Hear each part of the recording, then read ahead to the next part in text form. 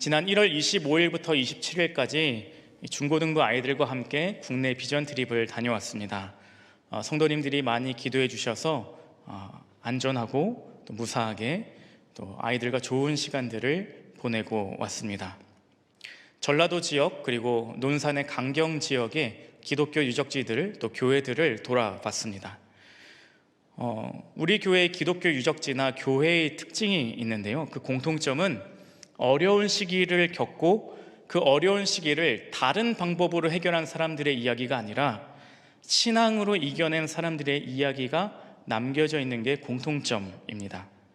예를 들면 일제강점기 시절에 신앙을 굴복하지 않고 끝까지 하나님을 섬겼던 일, 북한군이 들어왔을 때 목숨 걸고 신앙을 지키고 심지어 순교까지 당했던 일들, 그런 일들의 이야기들이 쭉 남겨져 있는 것이 기독교, 한국 기독교 역사의 특징입니다.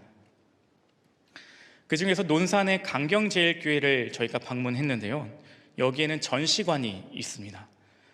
자기 그 강경제일교회에서 겪었던 이야기들, 강경 지역에서 일어났던 이야기들을 쭉 전시관으로 사진으로 전시를 해놨습니다. 근데 어느 지역에 보니까 너무 잔인해서 초등학생들은 들여보내지 않는다라고 하는 전시관이 있었습니다. 그 전시관에 들어가니까 사진이 있는데요. 어떤 사진이 있냐면 사람의 목을 작두로 쳐가지고 목이 떨어져 나가고 피가 솟구쳐 흐르고 나오고 있는 그런 사진이 있는 겁니다. 자, 그렇게 논산에서 그렇게 이야기들을 보고 난 다음에 저희는 밤마다 그날에 본 것들에 대해서 이야기를 나누고 기도회를 했었거든요. 아이들에게 이런 질문을 제가 밤에 기도회하면서 했습니다. 야, 너희들에게도 누가 와서 너 예수 믿어? 라고 하면 죽이고, 안 믿는다고 하고 욕하고 침뱉으면 살려준다고 해. 누가 총을 들고 와서 너에게 너 예수 믿는다고 하면 바로 쏜다 그러고, 안 믿는다고 하면 욕하고 침뱉으면 살려준대. 자, 너라면 어떻게 할래? 이렇게 질문을 했습니다. 자, 여러분들이라면 어떻게 대답하시겠습니까? 여러분들에게 누가 찾아와서 총 들고 찾아와서 묻는 겁니다. 너 예수 믿어? 너 예수 믿는다고 이야기하면 죽을 거고, 안 믿는다고 하고 침뱉고 욕하면 살 거야. 자, 여러분들의 대답은 무엇입니까? 물론 여러분들은 너무나도 믿음이 좋으시기 때문에 믿는다고 표현하시겠지만 아이들은 너무나도 솔직하게 대답을 해줬습니다. 크게 세 가지로 분류가 되더라고요. 믿음을 지키고 죽겠다. 그리고 아니다, 나는 그냥 욕하고 살겠다. 그리고 아직은 잘 모르겠다. 크게 이 세 가지 반응이었습니다. 저는 그 아이들에게 이렇게 이야기를 해줬습니다. 너희들이 그렇게 반응하는 건 너무나도 당연하다.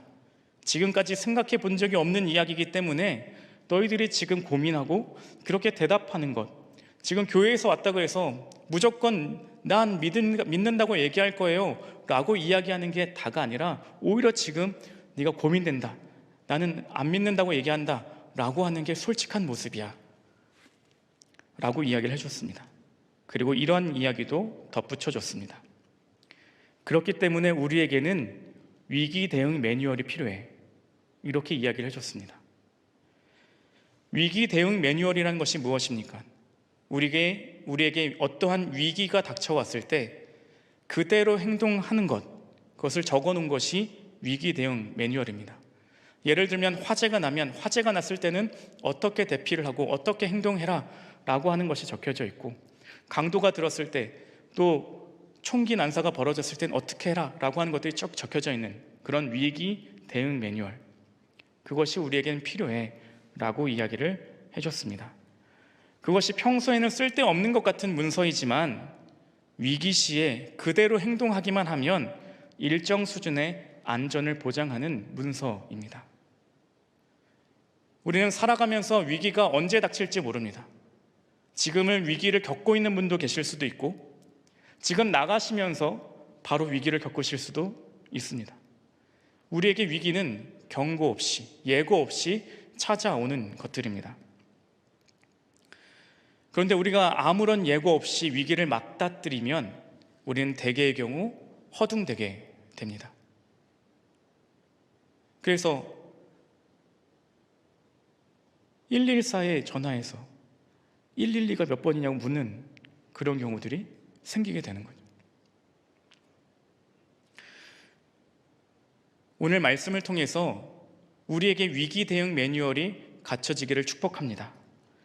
그래서 위기가 닥쳐왔을 때 인생에서 우왕좌왕하는 인생이 아니라 하나님의 지혜로, 하나님의 힘으로, 하나님의 방법으로, 신앙으로 모든 것들을 이겨내 가시는 여러분과 제가 되기를 축복합니다.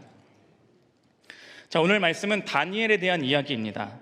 자, 본문 말씀 속에 다니엘은 지금 위기를 마주하고 있는 상황입니다. 자, 이때 당시에 왕은 다리오 왕 때입니다. 다리오 왕 때 이 다니엘은 여전히 인정을 받고 있었습니다. 그러니까 주변에서 시샘을 많이 하는 겁니다. 그런데 흠을 찾으려고 해도 찾을 수가 없으니까 정치적인 함정을 파기 시작을 했습니다. 자, 다리오 왕 외에는 다른 것들을 따르는 모습을 보이면 그 사람을 죽여야 된다라고 하는 그런 정치적인 함정을 파놨습니다. 자, 그리고 그 왕은 그것을 수용했습니다. 자, 이제 그 다리오 왕 외에 다른 것들을 섬긴다라고 하는 순간 그 사람은 죽어야만 하는 상황이 되었습니다. 일제강점기나 한국전쟁 당시 목숨 걸고 신앙을 지켰던 사람처럼 다니엘에게는 지금 위기가 닥친 겁니다. 내가 지금 하나님을 섬긴다고 하면 자기는 죽을 수밖에 없는 위기를 맞닥뜨린 겁니다. 다니엘에게 있어서는 신앙을 지키느냐 아니면 포기해야 되느냐, 이 두 가지 선택만이 남겨져 있는 상황이었습니다. 자, 여러분이 다니엘이라면 어떻게 하시겠습니까? 나에게 두 가지 선택밖에 없습니다. 하나님을 그대로 섬기든지 아니면 다리오 왕만 섬기든지, 둘 중에 하나를 선택해야만 합니다. 우리는 이미 이 말씀을 알고 있기 때문에 위기 속에서 다니엘이 어떤 선택을 했는지 알고 있습니다. 자, 다니엘은 결국 신앙을 지켰고 사자굴에 던져지게 됩니다. 자, 그런데 이 다니엘을 묵상하다가 다니엘의 위기 대응 매뉴얼이 있었음을 발견하게 됩니다. 자, 이 죽을 수밖에 없는 위기 속에서 다니엘이 지켰던 위기 대응 매뉴얼이 무엇일까요? 10절 말씀을 다시 한번 같이 읽어보시기를 바랍니다. 시작. 다니엘이 이 조서에 왕의 도장이 찍힌 것을 알고도 자기 집에 돌아가서는 윗방에 올라가 예루살렘으로 향한 창문을 열고 전에 하던 대로 하루 3번씩 무릎을 꿇고 기도하며 그의 하나님께 감사하였더라. 아멘. 다니엘의 위기 대응 매뉴얼은 바로 전에 하던 대로였습니다. 다니엘의 위기 대응 매뉴얼은 다른 어떤 것이 아니라 전에 하던 대로, 늘상 해오던 대로 했다는 것입니다. 자, 그렇다면 늘상 해왔던 그 모습이 무엇일까를 우리는 알아봐야만 합니다. 자, 그런데 이 모습을 알아보기 전에 우리가 쉽게 인식하지 못한 다니엘의 위대한 점이 있거든요. 자, 다니엘은 지금 어떤 상황이었냐면 포로로 잡혀간 상황이었습니다. 자, 근데 그 잡혀갔을 때 왕 이름은 느부갓네살이었습니다. 그리고 벨사살 왕, 다리오 왕, 지금 말씀이 벌어지고 있는 왕은 다리오 왕이거든요. 느부갓네살, 벨사살, 다리오 왕, 총 몇 명의 왕을 지금 지나고 있을까요? 3명. 역시 여러분들은 성경을 너무나도 잘 알고 계세요. 3명의 왕을 보내고 있습니다. 근데 이게 역사적으로 따져보니까요, 이 3왕의 합친 시기가 약 70년 정도 됩니다.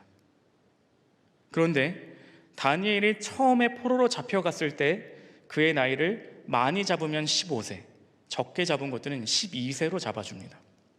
자, 그러면 70년이 흘렀어요. 처음에 잡혀갔을 때는 12세에서 15세였어요. 자, 그러면 문제입니다. 다니엘의 지금 나이는 몇 세쯤 되었을까요? 80세가 넘었습니다. 지금 다니엘은 80세가 넘은 상태에서 지금 위기의 상황을 맞닥뜨리고 있다는 것입니다. 우리는 여전히 다니엘이 젊은 줄 알고, 사자굴의 이야기가 그때도 젊은 줄 알고 생각하고 이 말씀들을 많이 읽지만, 우리가 기억하고 생각해야 되는 것은 이때 당시에 다니엘은 80세가 넘었다는 것입니다. 자, 그러면 6장 초반에 85세, 80세가 일단 넘은 이 노인이 된 다니엘이 총리의 자리를 여전히 지키고 있음을 알려주면서 이 6장이 시작이 됩니다. 그러니까 그는 일터에서도 자신의 자리를 늘 지키는 사람이었습니다. 다니엘의 특징은 자신에게 주어진 자리를 잘 지키는 사람이라는 것입니다.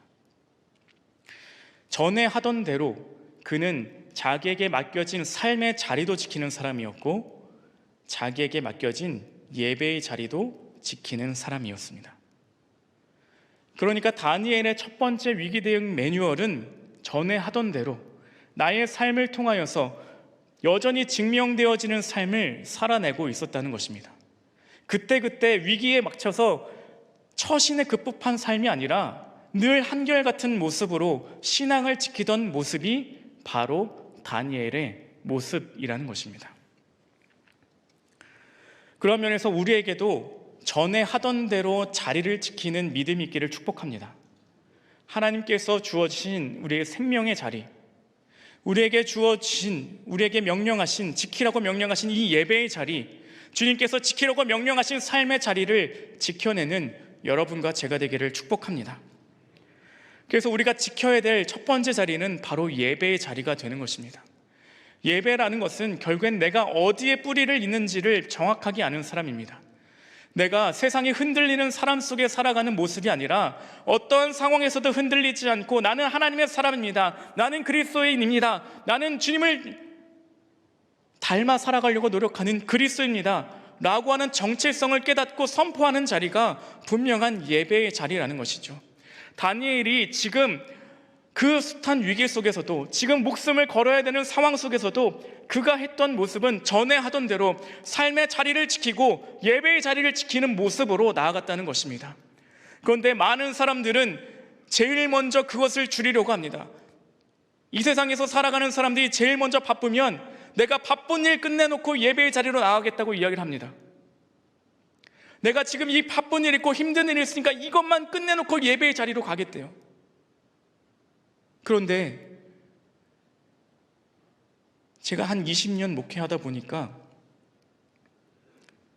돌아온 사람보다 돌아오지 않고 주저앉은 사람들이 훨씬 더 많습니다.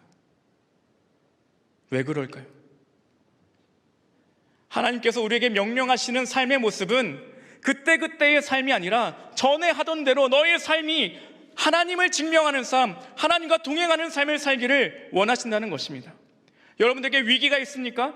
그때그때 그것을 탈출하기만 급급한 삶이 아니라 하나님께서 진정으로 원하시는 삶은 끝까지 그 자리를 지키는 삶을 원하고 계시다는 것입니다. 여러분들이 힘듭니까? 여러분들이 괴롭습니까? 그 문제를 가지고 하나님 앞에 나와서 기도하는 삶을 하나님은 원하시는 것이지, 그 문제를 내가 끙끙 앓고서 내가 인간적인 힘으로서 다 이겨내고서 돌아올게요 하는 삶이 아니라는 것입니다. 다니엘은 분명하게 자신의 삶의 자리를 지키며 선포했습니다. 세상은 다리오 왕, 그 왕을 섬기지 않으면 죽어라고 이야기를 하는 상황 속에서도 전에 하던 대로 나의 삶을 지키는 자리, 나의 삶이 살아나는 자리, 예배의 자리를 지키며 하나님께 기도하는 삶을 선택했다는 것입니다. 여러분들의 위기가 찾아올 때마다 그때그때 도망치시겠습니까? 아니면 그때그때 하나님께 엎드리는 삶을 선택하시겠습니까? 우리에게 하나님께서 명령하신 삶은 거룩의 삶입니다. 거룩은 구별됨이라는 뜻을 가지고 있습니다. 하나님께서는 위기 속에서 우리가 살아갈 때 다른 어떤 모습으로 살아가는 것을 원하시는 것이 아니라 하나님의 자녀답게 구별된 삶을 원하신다는 것입니다. 아까 초반에 비전 트립을 가면서 아이들과 신앙의 이야기들을 나눴다라고 했습니다. 자, 그런데 생각해 보시죠. 만약에 그들이 신앙을 지키지 않고 그때그때 마음을 바꾸는 사람이었다면 그 이야기가 지금 우리에게 울림이 되고 그 이야기가 오늘 우리에게 감동을 주는 이야기가 되었겠습니까? 아니요. 오히려 우리는 욕하는 이야기가 되었을 것입니다. 어떻게 하나님을 배반할 수 있냐고, 어떻게 하나님을 배교할 수 있냐고 손가락질하는 이야기가 되었을 것입니다. 그들의 이야기가 오늘날 우리에게도 살아서 전해지고 오늘날 우리에게도 힘이 되는 이유는 끝까지 전에 하던 대로 삶의 자리에서 하나님을 붙들고 씨름하는 사람의 모습이 있었기 때문에 오늘 우리에게도 살아있고 울림이 되어지는 이야기가 될 수 있다는 것입니다. 오늘 우리에게 이러한 믿음이 있기를 축복합니다. 전에 하던 대로. 6장 10절을 보면 이런 말씀을 더 발견할 수 있습니다. 다니엘이 이 조서에 왕이 도장이 찍힌 것을 알고도 전에 하던 대로 무릎을 꿇고 기도하며, 도장이 찍힌 것을 알고도 전에 하던 대로 무릎을 꿇고 기도했다라고 말을 합니다. 그는 자신이 함정에 빠져있던 사실을 몰랐던 게 아니라는 것입니다. 그는 이미 내가 함정에 빠진 것을 알았다는 것입니다. 그러나 세상에서 나에게 주는 시험, 세상에서 주는 나에게 어려움들, 그들의 함정이 있을지라도 나는 믿음을 지키는 삶을 선택하겠노라 라고 하는 선포의 삶이었다는 것입니다. 너희들이 아무리 나를 그렇게 유혹해도, 아무리 나에게 그렇게 덫을 놔도, 봐라, 나는 예배하는 사람이다, 나는 하나님을 향한 사람이다 라고 하는 삶으로 살아가겠다라는 것입니다. 그리고 창을 열어서 오히려 더 담대하게 나는 그럼에도 불구하고 하나님을 섬기는 사람이다 라고 선포했다는 것입니다. 묻다 믿다 하다라는 책이 있는데요, 그 책에 이렇게 나와 있습니다. 흩어지는 예배, 그리고 삶의 예배는 모이는 예배가 담보되지 않는 한 그 진심을 확인할 길이 없습니다. 우리 그리스도인의 정체성은 예배자입니다. 이렇게 말을 하더라고요. 우리의 삶의 정체성, 우리의 신앙인으로서의 정체성은 내가 그리스도인이라는 것입니다. 내가 그때그때 하나님을 배신하는 삶의 모습이 정체성이 아니라 우리의 정체성은 끝까지 하나님을 붙드는 삶, 그것이 우리의 정체성이라는 것입니다. 그러니 오늘 우리의 삶에서 우리가 분명하게 선포하며 살아가시기를 축복합니다. 나는 하나님을 예배하는 예배자입니다. 나는 하나님을 붙드는 사람입니다. 나는 어떤 어려움이 와도, 어떤 시험이 와도, 어떤 힘듦이 와도 그때그때 하나님을 배신하는 삶이 아니라 하나님을 붙드는 삶을 살겠습니다. 담대하게 선포하는 삶이 되시기를 축복합니다. 오늘 우리에게 전에 하던 대로의 삶, 그 삶이 우리의 삶이 되기를 축복합니다. 자, 그 다음에 다니엘의 두 번째 매뉴얼이, 위기 대응 매뉴얼이 나오는데요, 10절의 마지막입니다. 하루에 3번씩 무릎을 꿇고 기도하며 어떻게 해요? 그의 하나님께 감사하였더라. 다니엘은 그 기도가 감사 기도였대요. 그 위기 대응 매뉴얼의 두 번째는 감사했다는 것입니다. 자, 그런데 다니엘이 감사할 수 있는 상황이었을까요? 자, 다니엘과 세 친구가 나오는 것을 이미 아신다는 가정하에 말씀을 드리겠습니다. 자, 다니엘은 남유다의 바벨론 민족들이 침략해 와서 포로로 잡혀갔습니다. 자, 그 틈에 다니엘도 있었죠.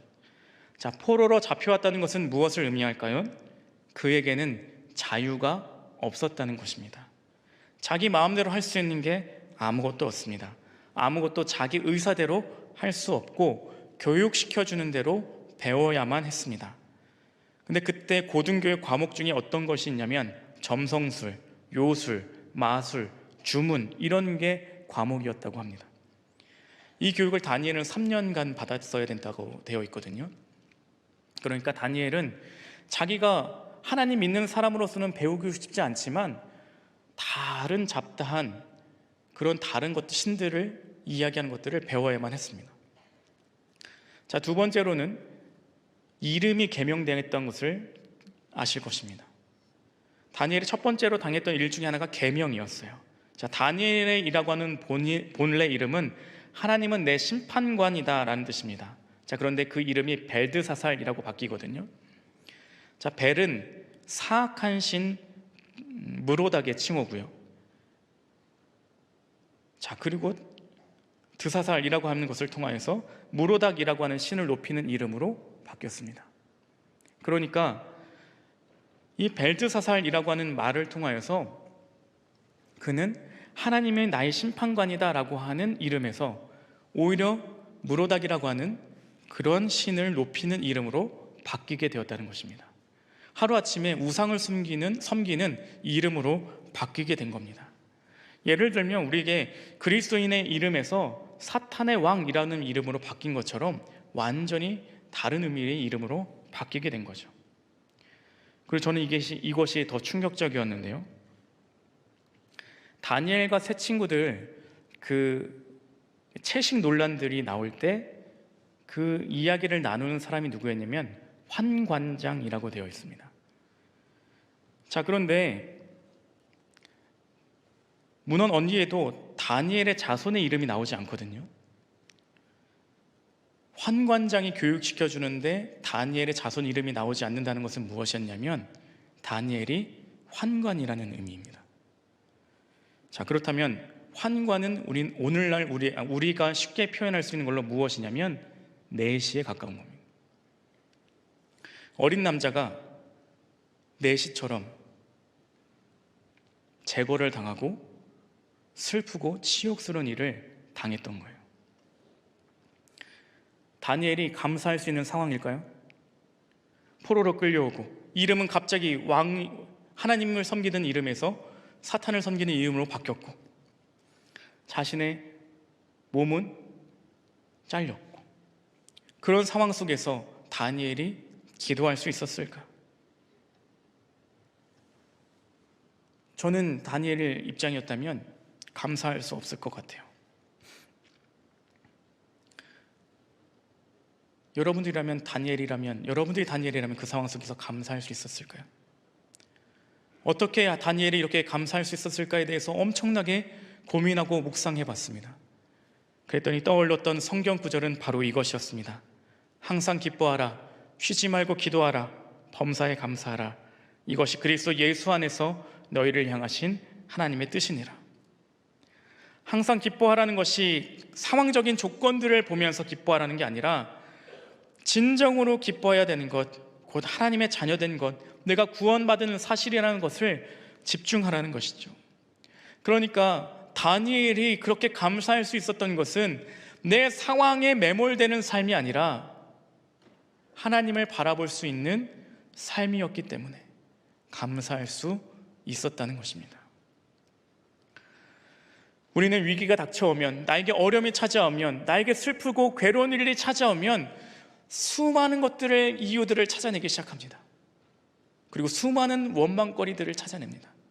내가 저것 때문에 안 됐어, 내가 저것만 없었다면, 그때 내가 그걸 하지 말았어야 되는데, 이런 식으로 자꾸 후회와 원망과 책임을 전가할 것들을 찾아냅니다. 그런데 다니엘이 했던 위기 대응 매뉴얼의 모습은 오히려 그 속에서 감사하는 모습이었다는 것입니다. 위기 대응 매뉴얼, 내게 전에 하던 대로 감사 기도하는 삶, 그것이 우리에게 필요한 다니엘이 알려주는 위기 대응 매뉴얼입니다. 오늘 우리에게 여전히 위기는 찾아올 수 있습니다. 그리고 위기를 겪고 있는 분도 있을 수 있습니다. 사람의 말로는 제가 다 위로할 수 없습니다. 그런데 하나님은 여러분들에게 저의 입술을 통해서 선포해 주시는 겁니다. 다른 것을 바라보지 않고 나를 바라보기를 주님은 선포하고 계시는 겁니다. 여러분, 문제를 바라보고 아픔을 바라보고 괴로움을 바라보는 삶이 아니라 하나님을 바라보는 삶을 살아가시기를 축복합니다. 이런 말이 있더라고요. 아무것도 모르고 당하면 진짜 위기지만 예측한 위기는 더 이상 위기가 아니다. 우리에게 위기가 찾아올 수 있음을 알고 있고 나에게 위기 대응 매뉴얼이 잘 정립되어 있다면 어떤 위기가 와도 우리는 그 위기를 하나님의 지혜로 잘 넘어갈 줄로 믿습니다. 오늘 여러분들에게 위기 대응 매뉴얼이 잘 정립되시기를 축복합니다. 그 위기 대응 매뉴얼의 표본이 다니엘로 제시를 해드린 겁니다. 여러분들 이 기도하며 이 말씀을 붙들고 위기 대응 매뉴얼들을 철저하게 준비하시기를 축복합니다. 베다니 신앙 스토리를 인터뷰하는 중에 있습니다. 주중에 한 권사님을 만났거든요.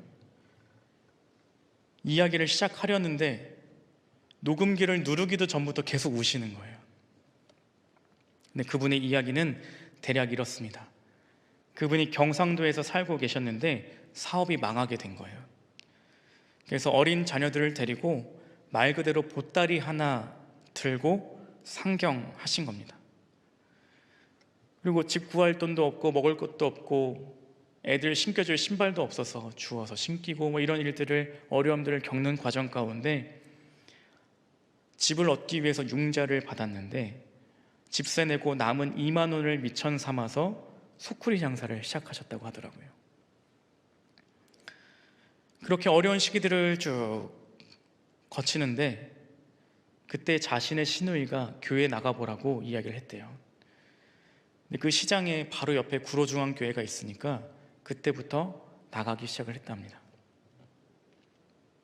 그래서 장사를 마치면 구로중앙교회를 들어가서 뭘 했냐면 그냥 울었대요. 교회만 들어가면 매일 장사 마치고 정리하고 들어가서 매일 우셨대요. 그냥 교회 와서 우는 것 외에는 할 수 있는 것이 없었다고 합니다. 하나님 살려주세요. 하나님 나 어떻게 살아요? 하나님 도와주세요. 이렇게 울면서 매일매일을 있을 수밖에 없었다고 하더라고요. 그리고는 지금까지 장사하며 살았던 것은 하나님의 은혜라고 이야기를 하십니다. 그러면서 이렇게 이야기를 해주셨습니다. 아마 하나님이 아니었다면, 그 우는 시간이 없었다고 한다면 나는 진작에 목숨을 버렸을 것입니다. 이렇게 이야기를 하더라고요. 그분의 인터뷰를 제가 하면서 그래, 이게 위기 대응 매뉴얼이지 라는 생각을 하게 되었습니다. 위기 속에서 나는 아무것도 할 수 없지만 그저 하던 대로 삶으로, 예배자로 어떤 상황에서도 하나님께 감사를 찾아낼 수 있는 삶. 그래서 아무것도 할 것 없이 하나님 나 어떻게 살아요? 라고 하면서 울지라도 하나님을 향한 삶이 진정한 위기 대응 매뉴얼이라는 것을 깨닫게 됩니다. 오늘 우리 모두 각 사람마다에게 위기 대응 매뉴얼이 있으시기를 축복합니다. 어떠한 위기가 찾아와도 주저앉지 않을 위기 대응 매뉴얼, 그래서 하나님을 붙들고 이겨낼 수 있고 승리할 수 있는 믿음의 신앙 스토리들이 여러분들에게 쌓여가기를 축복합니다. 그것이 오늘 우리에게 하나님께서 주시는 위기 대응 매뉴얼, 나를 붙들고 살라고 하시는 하나님의 마음입니다. 우리가 이 시간에 찬양하기를 원하는데요,